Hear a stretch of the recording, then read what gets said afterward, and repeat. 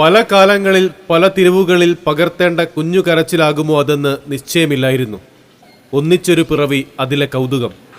അവിടെ അവസാനിക്കാതെ നന്നാട്ടുകടവിലെ രമാദേവിയും പ്രേംകുമാറും അവരുടെ 5 ഓമനകളും കണ്ണാടിയിൽ പതിഞ്ഞു. ഒരമ്മയോടൊട്ടിയ 5 വിസ്മയച്ചിരികൾ മലയാളത്തിന്റെ സന്തോഷമായി, നമ്മുടെ പഞ്ചരത്നങ്ങളായി. 10 വർഷത്തിനപ്പുറം രോഗങ്ങളും ബാധ്യതകളും വരിഞ്ഞപ്പോൾ പ്രേംകുമാർ സ്വയം മടങ്ങി. ഇരുട്ട് പിറന്ന ജീവിതക്കട്ടിലിൽ രോഗിയായ ഒരമ്മയും മക്കളും. വെളിച്ചം വന്നു വീഴാൻ ഏഷ്യാനെറ്റ് ന്യൂസ് ഒരു വാതിൽ തുറന്നിട്ടു. ഈ കുടുംബത്തിന് ആശ്വാസം പകരുവാനും കുട്ടികളുടെ വളർച്ചയ്ക്കും വിദ്യാഭ്യാസത്തിനും വേണ്ടി ആദ്യ സഹായം കണ്ണാടി ഈ ആഴ്ച തന്നെ എത്തിക്കുന്നതാണ്. ഒന്നിച്ചവർ സ്കൂളിലേക്ക് നടന്നു, പരീക്ഷ ജയിച്ചു, വോട്ടിട്ടു. 1/4 നൂറ്റാണ്ടിലേക്ക് ഏഷ്യാനെറ്റ് ന്യൂസ് കാലെടുത്തു വെച്ച കൊല്ലം തന്നെ കല്യാണവും.